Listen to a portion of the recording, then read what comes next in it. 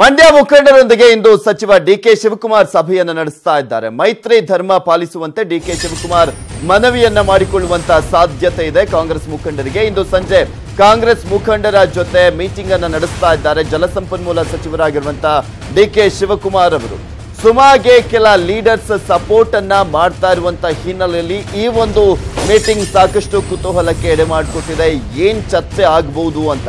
ಸುಮಾಗೆ ಕೆಲ ಲೀಡರ್ಸ್ ಕಾಂಗ್ರೆಸ್ನ ನಾಯಕರು ಸಪೋರ್ಟ್ ಅನ್ನ ಮಾಡ್ತಾ ಇರುವಂತಹ ಹಿನ್ನೆಲೆಯಲ್ಲಿ ಈ ಚರ್ಚೆ ಕುತೂಹಲಕ್ಕೆ ಎಡೆ ಮಾಡಿಕೊಟ್ಟಿದೆ. ರಮೇಶ್ ಬಂಡಿಸಿದ್ದೇಗೌಡ, ಚಲವರಾಯಸ್ವಾಮಿ, ನರೇಂದ್ರ ಸ್ವಾಮಿ ಬರ್ತಾರಾ ಈ ಒಂದು ಸಭೆಗೆ ಅನ್ನುವ ಪ್ರಶ್ನೆ ಕೂಡ ಎದ್ದಿದೆ.